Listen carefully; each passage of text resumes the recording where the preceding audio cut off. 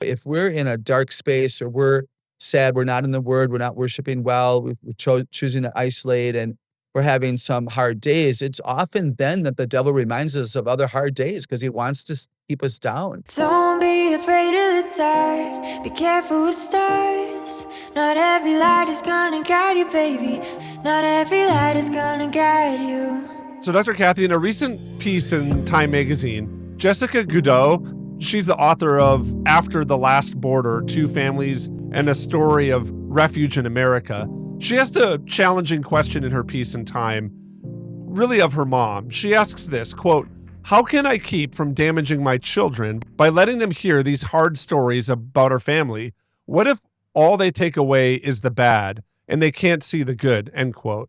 Now, the piece in Time really goes into the whole dynamic of what she's talking about. But it led me to really kind of ask you this and kind of jump into this idea. How do we talk to our kids about things that we're not really proud about with our family? I heard a speaker recently talk about this need for especially men to have a time of confession and absolution, kind of saying in the middle of his presentation, everyone in the audience likely has something that they've never told anyone before.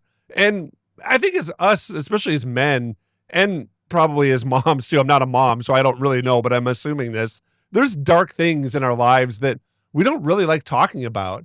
And we maybe will realize that our kids might find out about some of those dark things later on. Is it a good habit for us to talk to our kids about some of these, really challenging times or periods of our stories so that they can hear it? But what if they, like Jessica says, what if they don't take away the good that we've kind of, found or ascribed to a situation and they only see the bad? How should we talk to our kids about tough times in our lives? It's worth thinking through, right? I don't think there's an easy, automatic, everybody do it this way answer.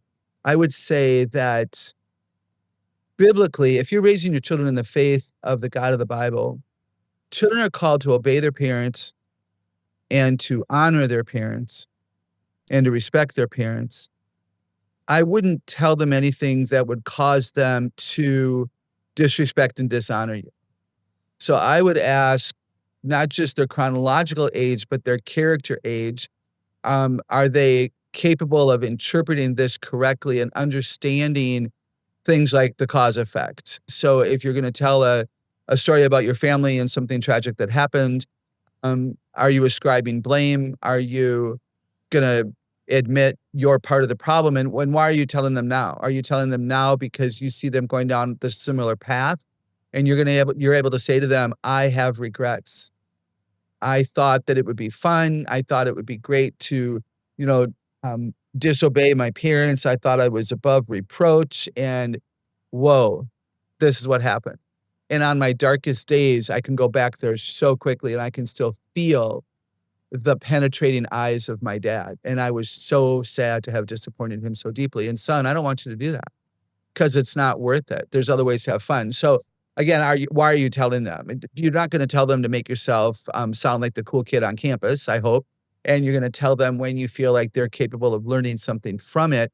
And then again, as a Bible believer, then you talk about how God turns all things out for good for those who love him. So then maybe there is a victory part of the story that you make sure that you include. That would be appropriate. I also will say that if it's public and there's a chance that they're going to find out from someone else, they should find out from you. We know someone whose mom went through a very, very difficult time and it affected her relationship with her children, but she did not tell her children. And when her children found out from someone else, it was not a good situation. So if there's something public in your past that could be found out, I'd rather your kids hear about it from you than from a grandmother, a cousin, a old high school friend or whatever. Yeah, Dr. Kathy, I think that's really important. Those are good things to process and think through, and even to really, put ourselves in understanding what this could do to our kids. When we've maybe sensed that it's now appropriate for us to have this conversation, this hard conversation, what are some of the maybe topics or high points that we should hit inside of the story so that we don't totally upend our kids and wreck maybe some security or sensibilities, but that we can kind of address this with them? How do we maybe, I don't want to say maybe frame the story. Is there a Mhm. best way to kind of frame out how we talk to our kids about this? Yeah, that's actually, I think, a good analogy. I would most likely include what caused it. Were you lonely and isolated and therefore you were deceived? Were you recognized looking back that you had developed some pride and had started to experiment with little things and you got away with them, so it was easier to think you'd get away with something bigger. So, I do think that if we look back with honesty on our lives, we see that there were things that caused the things that we're gonna talk to our kids about. So I would talk about that, and then I think we gotta end on that victory note. What's the end result of it? Like, how long did the pain last?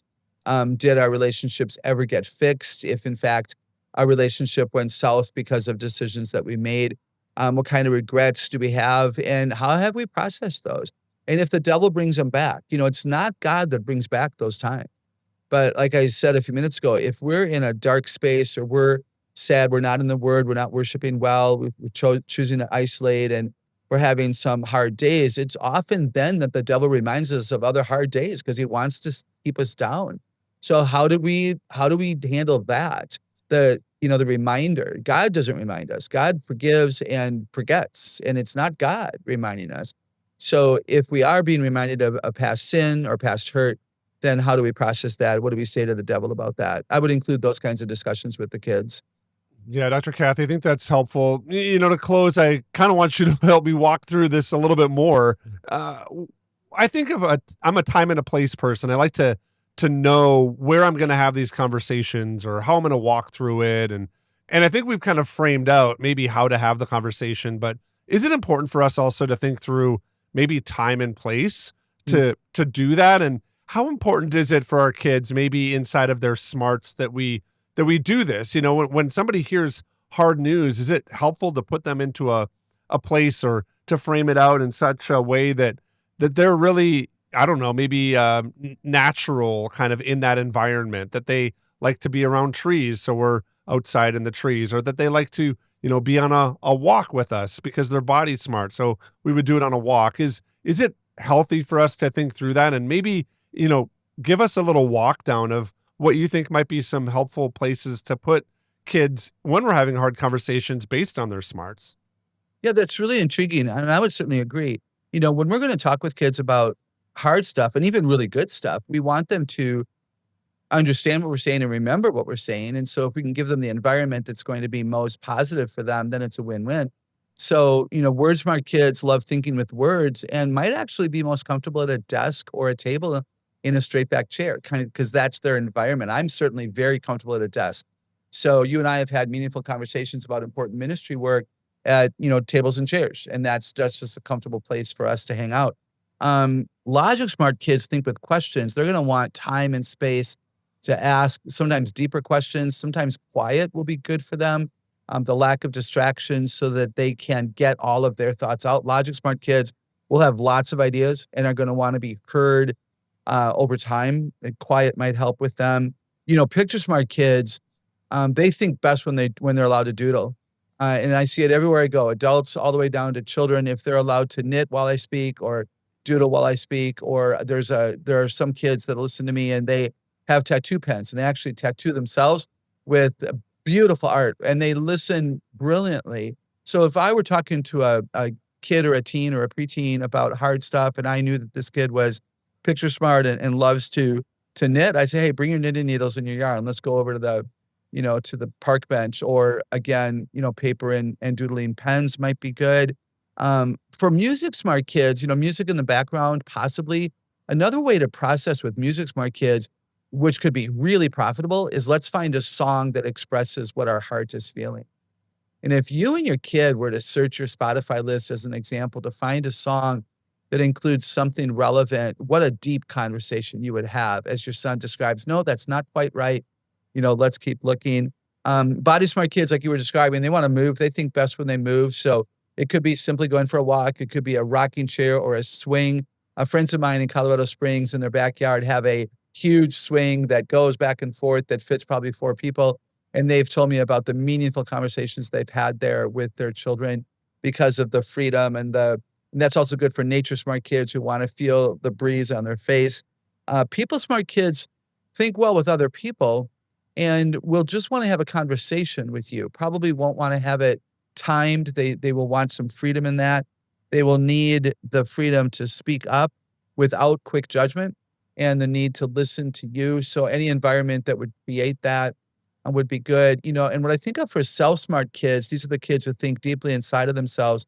They crave quiet and peace, privacy, and space, and they might prefer talking in the dark. Lots of kids tell me they don't wanna see your face when they're gonna disappoint you, because they don't wanna see the pain in your eyes. They don't wanna see the unhappy face that you might give them. And so when you're talking about your own pain or the pain a child has had, and you think that they're a quiet, reflective, self, inside thinker, you might want to go to the dark. You could also do something like a drive where they're not able to look at you while you're talking about the time when you were 14 and you disrespected your dad and did something that was really foolish. As Dr. Kathy was talking today, it reminded me of a Bible passage. It comes out of Genesis chapter 35, and I'll begin reading at verse 2. So Jacob said to his household and to all who were with him, "Get rid of the foreign gods that you have and purify yourselves. Change your clothes, and then come and let us go up to Bethel, where I will lay an altar for the Lord our God, who answered me in the day of my distress and who has been with me wherever I go." So they gave Jacob all their foreign gods that they had and the rings in their ears, and Jacob buried them under the oak in Shechem. Then they set out, and the terror of God fell on all the towns all around them, so that no one pursued them. Jumping down now to verse 9. After Jacob returned from Paddan Aram, God appeared again to him and blessed him. And God said to him, "Your name is Jacob, but you will no longer be called Jacob. Your name will be Israel." And so he named him Israel. And God said to him, "I am the Lord God Almighty. Be fruitful and increase in number. A nation and a community of nations will come from you, and kings will be your descendants. The land I gave to Abraham and Isaac before you, I now give to you, and I give you this land to your descendants after you." And then God went up from him at that place where they had talked to him. I like this passage because it highlights the fact that Jacob did something really challenging. He went and addressed some sin that was evident inside of the camp of the people that were Israel. And later on, God comes and meets with him and talks to him. And they have this amazing conversation where God really blesses him in a really special and unique way. Now, I know that this isn't a promise for us every time that we have a hard conversation with our kid and address something that happened in our past, like some sin, and talk about how we're going to change our ways now moving forward. But I do think that it's a great outline for us, that when we see things, it's important for us to address them. We're the parents. We're the people that are in charge in this kind of adult in the room situation. We need to address these things with our kids.